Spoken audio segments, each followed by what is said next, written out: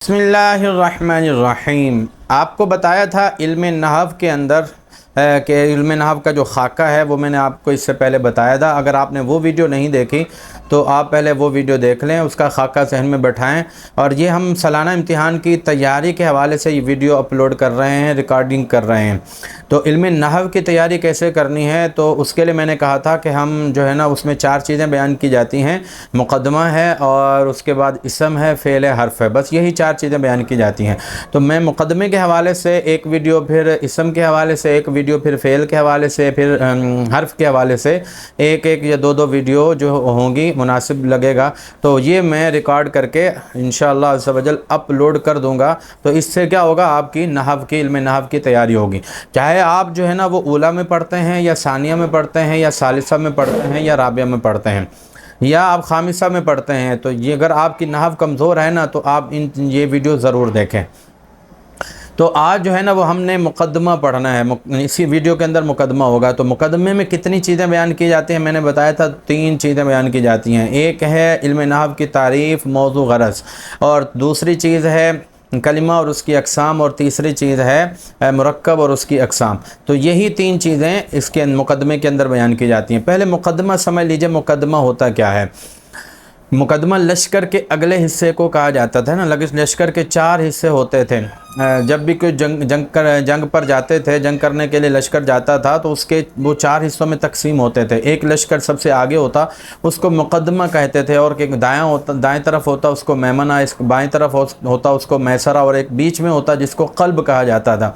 अब वो जो सामने वाला होता था ना, ये मुक़द्दमा इसलिए कहते थे क्योंकि वो आगे होता था और उसका काम ये था कि आगे जाके उसने जगह देखनी है। ये पूरा लश्कर एक जगह ठहर जाता और अगला लश्कर जाकर वो जगह देखता और दुश्मन के हालात वगैरह देखता, पानी का एहतमाम देखता और सामान वगैरह का आना जाना। तो ये पिछले तमाम लश्कर के लिए आसानियाँ पैदा करता। तो जो मुक़द्दमा होता है ना वो किताब के लिए आसानियाँ पैदा करता है और किताब को समझने में आसानी पैदा करता है। इस वजह से शुरू में मुक़द्दमा के तौर पर चंद चीज़ों को ज़िक्र किया जाता है। तो अगर आप मुक़द्दमा समझ लेंगे तो बाकी चीज़ें समझना आपके लिए आसान हो जाता है। तो मुक़द्दमे के अंदर जो है ना 2-3 चीज़ें हैं। पहली चीज़ क्या है, इल्म नहव की तारीफ़, मौज़ू और गरज़।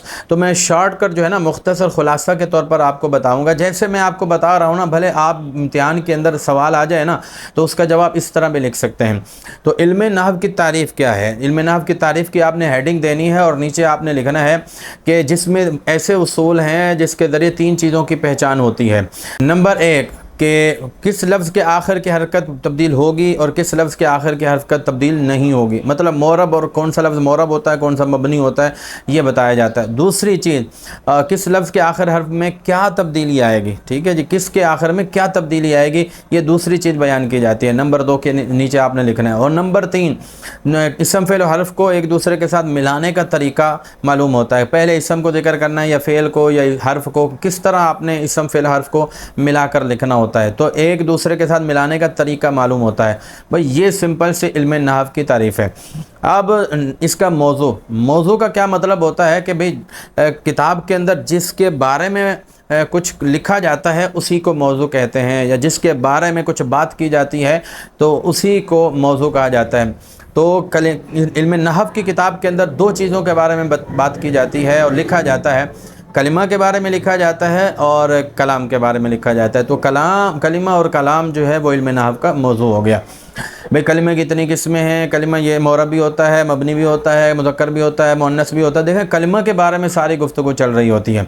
तो मौजू का आपको समझ आ गया होगा। आगे हम बढ़ते हैं। इल्म नहव की गरज़ यानी इल्म नहव का फ़ायदा। मुख्तसर तो यूँ लिखा हुआ है कि कलाम अरब में ज़हन को लफ्ज़ी गलती से बचाना, यानी इंसान जो है ना वो अरबी कलाम पढ़ते हुए ना गलती नहीं करता, उससे बच जाता है अगर इल्म नहव उसको आती है। लेकिन मैं इसको यहाँ पर आपको 4 फ़ायदे इसके बता देता हूँ। पहला फ़ायदा ये है कि अगर आपके सामने कोई अरबी पढ़ रहा है, उसमें कोई गलती कर रहा है तो उसका पता आपको इल्म नहव के ज़रिए चलेगा। दूसरा फ़ायदा, अगर उसका कोई तर्जुमे करने में गलती कर रहा है ना, उसका पता भी आपको इल्म नहव के ज़रिए चलेगा। और तीसरा फ़ायदा ये है कि अगर आपको कोई पढ़ने के लिए कहता है कि जी आप अरबी कलाम पढ़ें, अरबी इबारत पढ़ें, तो अरबी इबारत पढ़ना आपके लिए मुमकिन होगा कैसे, इल्म नहव के ज़रिए। तीसरा फ़ायदा हो गया। चौथा फ़ायदा, अगर आपको कोई कहे कि जी आप तर्जुमा करें तो तर्जुमा करने के लिए भी आपको इल्म नहव की ज़रूरत होगी। तो ये इल्म नहव का फ़ायदा है, तर्जुमा करना आसान हो जाता है। तो 4 फ़ायदे यहाँ पर मैंने आपको बता दिए। تو یہ پہلی چیز آج ہم نے بیان کر دی۔ دوسری چیز ہے لفظ کلمہ اور اس کی اقسام۔ دیکھیں کلمہ لفظ کی قسم ہے، تو سب سے پہلے ہم لفظ کی بات کر لیتے ہیں کہ لفظ کس کو بولتے ہیں۔ جو انسان زبان سے تلفظ کرتا ہے اس کو لفظ کہتے ہیں۔ جیسے ابھی میں تلفظ کر رہا ہوں، جو میری زبان سے جو چیزیں بھی نکل رہی ہیں اس کو لفظ بولتے ہیں۔ پھر لفظ کی دو قسمیں ہیں، مفرد اور مرکب، یعنی ایک لفظ کو جو ایک معنی کے لیے وضع کیا گیا ہو تو اس کو مفرد کریں گے، اور جو دو یا دو سے زیادہ معنی کے لیے وضع کیا گیا ہو تو اس کو کیا کہیں گے؟ مرکب کہیں گے۔ الحمد ایک لفظ مفرد ہے، للہ لام مفرد ہے، اللہ مفرد ہے، رب مفرد ہے، عالمین مفرد ہے، اور الحمدللہ رب العالمین یہ مرکب ہو گیا۔ تو مفرد مرکب آپ نے سمجھ لیا۔ پھر مفرد کی کا دوسرا نام کلمہ بھی ہے۔ کلمے کی پھر تین قسمیں ہیں۔ کلمہ ہوتا ہے، کلمہ نہیں ہوتا، ٹھیک ہے، کلمہ بولنا ہے، لام پر زیر دینی ہے۔ تو کلمہ کی تین قسمیں ہیں، اسم، فعل اور حرف۔ اسم کس کو کہتے ہیں؟ جو مستقل معنی پر دلالت کرے اور تین زمانوں میں سے کوئی ایک زبان اس کے اندر نہ پایا جائے۔ تو یہ تعریف تو آپ نے سمجھی ہوگی، اور لیکن اس کا مطلب پڑھی ہوگی، لیکن مطلب اس کا میں آپ کو تھوڑا سا مختصر سمجھا دوں کہ اسم کے ساتھ دوسرا لفظ ملانا نہیں پڑتا۔ تعریف ایسے لکھنی ہے جیسے میں نے ابھی پہلے آپ کو بتائی۔ آپ اس طرح بھی لکھ سکتے ہیں کہ اسم کا ساتھ دوسرا لفظ ملانا نہیں پڑتا، دوسرا لفظ ملائے بغیر بھی معنی سمجھ میں آ جاتا ہے، اور تین زمانوں میں سے کوئی زمانہ اس کے اندر پایا نہیں جاتا۔ مثال کے طور پر اگر کوئی آپ سے پوچھے کہ آپ جو ہے وہ لاہور کس جگہ پر واقع ہے، تو آپ کہو گے پاکستان۔ تو پاکستان اکیلا آپ نے لفظ بولا، اس کے ساتھ دوسرا لفظ ملانے کی آپ کو ضرورت نہیں پڑی۔ اسی طرح آپ نے کیا کھایا؟ میں نے سیب۔ سیب کا لفظ اکیلا آپ بولو گے نا، تو اس کے ساتھ کوئی دوسرا لفظ نہ بھی بولو تو بات سمجھ میں آ جاتی ہے۔ آپ نے کیا کھایا؟ سیب، اکیلا لفظ بول لیا نا، اب اس سے بھی بات سمجھ میں آ گئی۔ تو اسم اس کو کہتے ہیں، تو اس میں زمانہ بھی نہیں ہے۔ فعل کیا ہوتا ہے؟ وہ بھی مستقل معنی پر دلالت کرتا ہے، یعنی اس کے ساتھ بھی کسی دوسرا لفظ نہ بھی ملا ہو تب بھی بات سمجھ میں آ جاتی ہے۔ مثال کے طور میں نے آپ کو سیب دیا تھا، کیا ہوا؟ تو اس کا کیا کیا، کہاں کیا؟ تو آپ نے کہا کہ کھا لیا۔ کھا لیا کا لفظ یہ فعل ہے، تو آپ نے صرف فعل کا لفظ استعمال کیا، اس کے ساتھ کوئی دوسرا لفظ نہیں بھی استعمال کیا، تب بھی بات سمجھ میں آ گئی، اور اس میں زمانہ بھی پایا جاتا ہے۔ کھا لیا، گزرا وہ زمانہ پایا جا رہا ہے۔ تو فعل مستقل معنی پر دلالت کرتا ہے، اور تین زمانوں میں سے کوئی ایک زمانہ اس میں ضرور موجود ہوتا ہے۔ حرف جو ہے مستقل معنی پر دلالت نہیں کرتا، مطلب اس کے ساتھ کوئی نہ کوئی دوسرا لفظ ملانا ہی پڑتا ہے۔ مثلا میں آپ سے پوچھوں آپ کہاں ہیں، تو آپ کہیں گے مسجد میں، گھر میں۔ تو یہ جو میں کا لفظ ہے نا، یہ حرف ہے۔ اب میں کے ساتھ آپ کو نا کوئی نہ کوئی لفظ ضرور ملانا پڑے گا، گھر میں، مسجد میں، مدرسہ میں۔ تو یہ لفظ آپ کو نا کوئی نہ کوئی ملانا پڑے گا، خالی میں کے ساتھ آپ جواب نہیں دے سکتے۔ مثلا میں آپ سے پوچھوں آپ کہاں ہیں، آپ کہو میں۔ آپ کتاب کہاں ہے، آپ کہو میں۔ مطلب خالی میں، پر، نے، کو، کا، کی، یہ جو حرف ہیں خالی حرف کے ذریعے آپ جواب نہیں دے سکتے۔ تو امید ہے آپ کو سمجھ آ گیا ہوگا کلمے کی تین قسمیں، اس کی پہچان اور اس کے جو تفہیم ہے آپ کو ہو گئی ہوگی۔ اب جو مرکب ہے، دو یا دو سے زیادہ جو کلمے ہوتے ہیں نا اس کو مرکب کہتے ہیں۔ تو مرکب کی دو قسمیں ہیں، ایک ہوتا ہے مرکب ناقص اور ایک ہے مرکب تام۔ جب بات کہنے والا بات کہہ کر خاموش ہو جائے، سننے والے کو کوئی خبر یا طلب معلوم ہو تو اس کو مرکب تام کہتے ہیں، اور اگر بات کہنے والا بات کہہ کر خاموش ہو جائے، سننے والے کو کوئی خبر یا طلب معلوم نہ ہو تو اس کو مرکب ناقص کہتے ہیں۔ میں مثال آپ کو سمجھاتا ہوں۔ جیسے میں کہوں میرا موبائل، دو لفظ استعمال کیے نا، میرا موبائل، تو اب آپ انتظار کرو گے اور آپ کہو گے کہ آگے بھی تو بولو، کیا آپ کہنا چاہ رہے ہیں؟ تو میں کہوں گا کہ جی میرا موبائل جو ہے وہ گھر میں موجود ہے یا استعمال ہو رہا ہے، تو اب بات مکمل ہوئی ہے نا۔ تو خالی دو لفظ بولنے سے جہاں بات مکمل نہیں ہوئی تو اس کو کہتے ہیں مرکب ناقص، اور جہاں بات مکمل ہو جائے تو اس کو کہتے ہیں مرکب تام۔ مرکب ناقص کی تین قسمیں ہیں، مرکب اضافی، مرکب بنائی اور مرکب منع صرف۔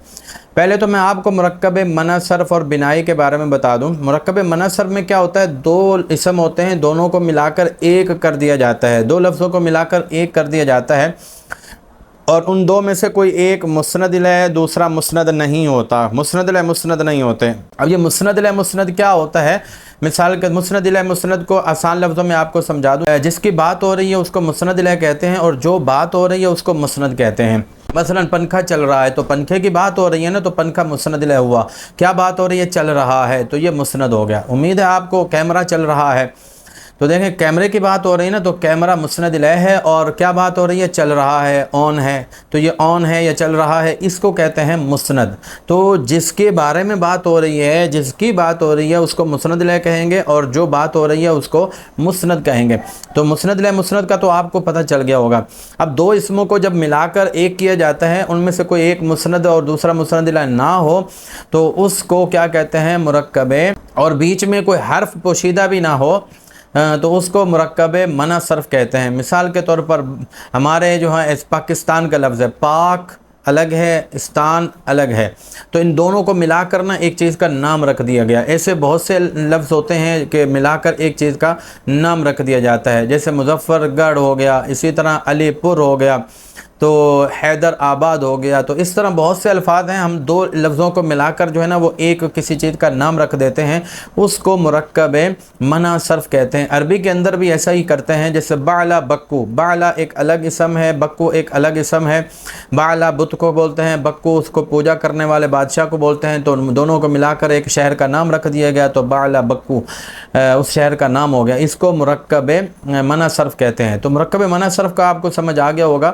اب ہے مرکب بنائی۔ مرکب بنائی میں بھی ایسا ہوتا ہے، دو اسم ہوتا ہے، گنتی کے جو دو لفظ ہوتے ہیں نا، بس یوں سمجھ لیجئے، جو گنتی کے جو 11 سے لے کر 19 تک یہ جو گنتی کے لفظ ہے نا، تو انہی کو مرکب بنائی کہتے ہیں۔ 11، 12، 13، 14، 15، 15، 16، 17،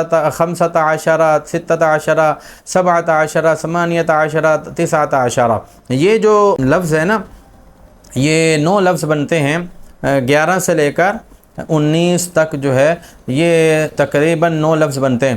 تو یہ جو 9 لفظ ہیں نا، انہی کو مرکب بنائی کہتے ہیں۔ بہت ہی سمپل میں نے آپ کو بتا دی، بس آپ یہ بھی لکھ دیں گے نا امتحان میں تو آپ کو 5 نمبر مل جائیں گے، ٹھیک ہے۔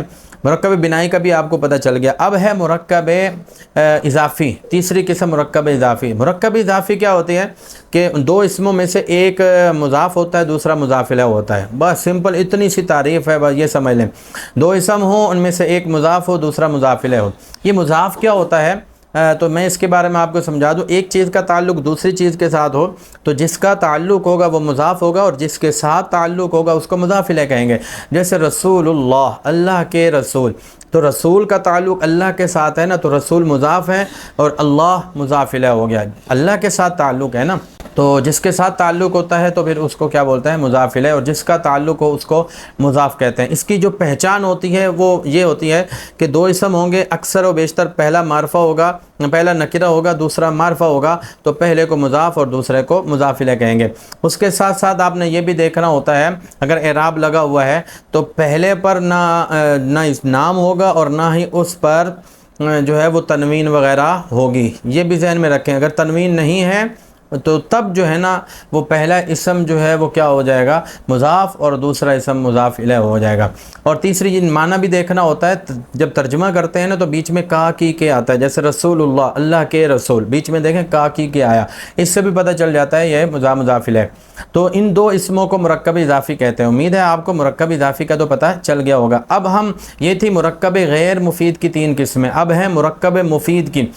پہلے مرکب مفید کا جو دوسرا نام ہے وہ ہے جملہ۔ تو جملے کی جو ہے نا 2 قسمیں بول رہے ہیں، کلام بھی بولتے ہیں، یعنی مرکب مفید کو کلام بھی کہتے ہیں، جملہ بھی کہتے ہیں، ایک ہی مطلب ہے تینوں کی۔ اگر آپ سے پوچھا جائے کلام کی تعریف کیا ہے تو آپ نے وہی تعریف بتانی، کہنے والا بات کہہ کر خاموش ہو جائے، سننے والے کو کوئی خبر یا طلب معلوم ہو۔ اگر کوئی پوچھے جملے کی تعریف کیا ہے تو یہی تعریف بتانی ہے، اگر کوئی پوچھے مرکب مفید کی تعریف کیا ہے تو یہی تعریف بتانی ہے، ٹھیک ہے۔ مرکب تام کی تعریف پوچھے تو بھی یہی تعریف بتانی ہے۔ تو یہ سب چاروں جو ہے نا وہ ان کی تعریف سیم ایک ہی ہے، اور یہ ایک ہی چیز ہے۔ تو جملے کی 2 قسمیں ہیں جی، جملہ خبریہ، جملہ انشائیہ۔ جس بات سے کسی کو کوئی خبر معلوم ہو تو جملہ خبریہ، اور جس بات سے خبر معلوم نہ ہو تو جملہ انشائیہ ہے۔ سمپل ہے۔ خبر معلوم ہو، جیسے کہ زید جو ہے وہ عالم بن گیا، تو اس سے آپ کو جو ہے نا وہ خبر معلوم ہو گئی۔ تو زید کو عالم بناؤ، اس سے تو آپ کو کوئی خبر معلوم نہ ہوئی، بلکہ یہ تو حکم دیا جا رہا ہے، ٹھیک ہے نا۔ تو یہ جملہ خبریہ نہیں کہیں گے۔ خبر والی جو ہوگی نا، جملہ ہوگا یا کلام ہوگا تو وہ جملہ خبریہ ہوگا۔ پھر جو جملہ خبریہ ہے نا اس کی 2 قسمیں ہیں، جملہ اسمیہ اور جملہ فعلیہ۔ جملہ اسمیہ جو فعل سے شروع ہوتا ہے، اس کا ایک جو مبتدا ہو دوسرا خبر ہو، اور جو جملہ اسمیہ ہوتا ہے، فعلیہ ہوتا ہے، وہ فعل سے شروع ہوتا ہے۔ جملہ اسمیہ اسم سے شروع ہوتا ہے، اور جملہ فعلیہ فعل سے شروع ہوتا ہے. جملہ اسمیہ میں ایک مبتدا ہوتا ہے دوسرا خبر.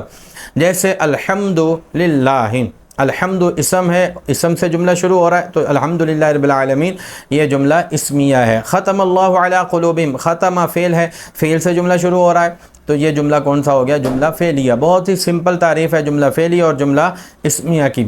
یہ تو تھی جو مرکب تام کی جو دو قسمیں تھیں، جملہ کی جو دو قسمیں تھی جملہ خبریہ، اس کی دو قسمیں میں نے آپ کو بتا دیں، اسمیہ اور فعلیہ. اب ہے جملہ انشائیہ. بات کہنے والا بات کہہ کر خاموش ہو جائے تو سننے والے کو کوئی خبر معلوم نہ ہو تو اس کو جملہ انشائیہ کہتے ہیں. تو اس کی 10 قسمیں ہیں: امر، نہی، استفہام، تمنی، ترجی، ندا، عرض، قسم، تعجب. امر یعنی جس لفظ کلام کے ذریعے آپ کسی کو حکم دیتے ہو نا اس کو امر کہتے ہیں. جیسے سبق پڑھو، محنت کرو، یاد کرو، ٹھیک ہے جی، دین کے لیے نکلو، دین کی حفاظت کرو، دین کا تحفظ کرو، ناموس رسالت کا تحفظ کرو، قرآن کا تحفظ کرو. تو یہ حکم دیا جا رہا ہے، امر دیا جا رہا ہے. تو یہ سارے امر ہیں. جس میں حکم دیا جائے وہ جملہ اس جملے کو امر بولتے ہیں، اور جس میں منع کیا جائے اس جملے کو نہیں کہتے ہیں. وہ جملہ جس کے ذریعے کسی کو منع کیا جائے، جیسے شرارتیں نہ کرو جی، وقت ضائع نہ کرو. تو اس طرح کے جو لفظ ہوتے ہیں، جملہ ہوتا ہے، اس کو نہیں کا لفظ بولا جاتا ہے، جملہ بولا جاتا ہے. اور تیسری قسم ہے استفہام. آپ جس بات کے ذریعے کسی سے کچھ پوچھ رہے ہوتے ہو تو اس کو استفہام کہا جاتا ہے.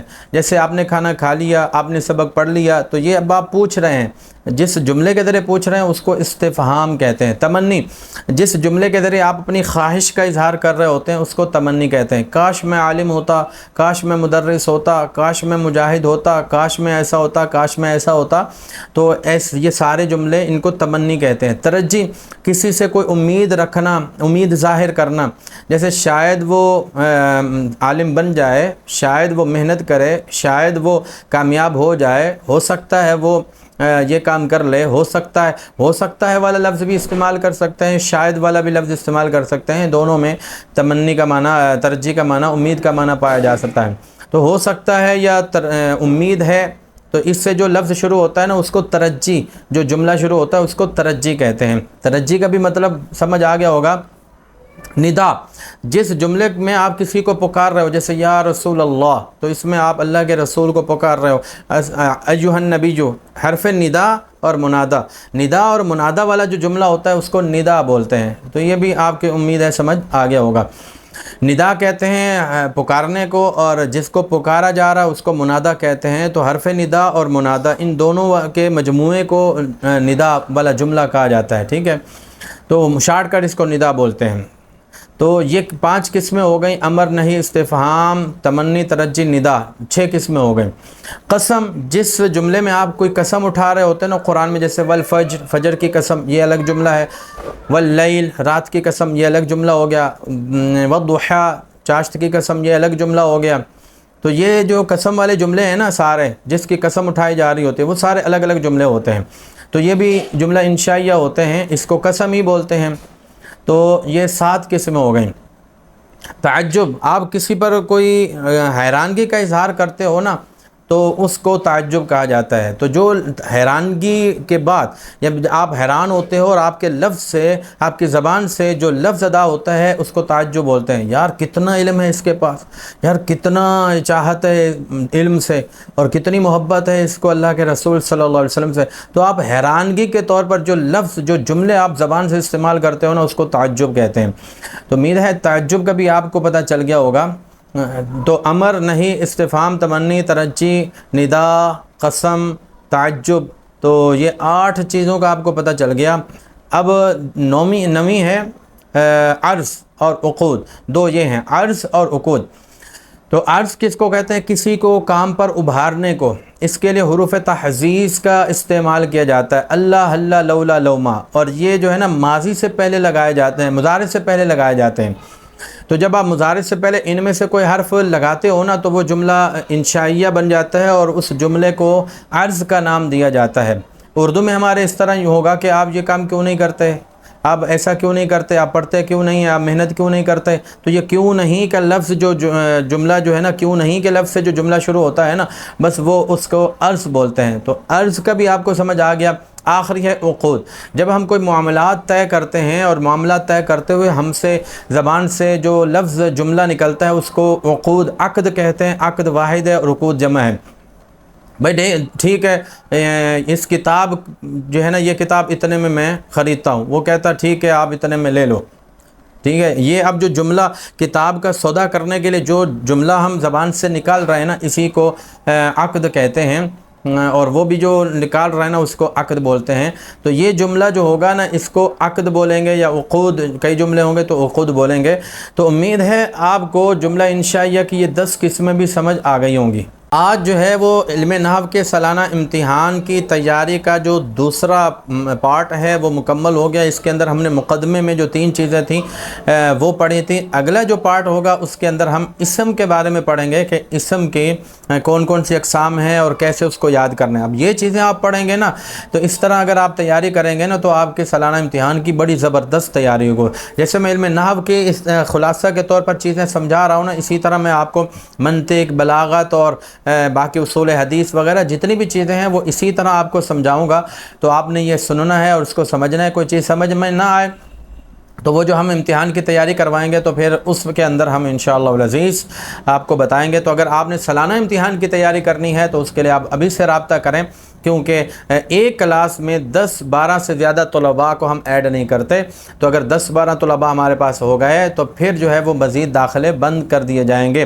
اور یہ یاد رکھیں، اس میں صرف ثانیہ، ثالثہ، رابعہ، خامسہ، یہ 4 درجوں کے جو طلباء ہیں صرف انہی کو ہی ایڈ کیا جائے گا، اس کورس کے اندر جو ہے وہ شامل کیا جائے گا، بقیہ کو نہیں۔ اس کے لیے ہم اگلے سال پھر انشاءاللہ العزیز اس کو ایڈ کریں گے۔ اللہ تعالیٰ سے دعا ہے ہم سب کو دین کی سربلندی کے لیے علم نافع حاصل کرنے کی توفیق عطا فرمائے۔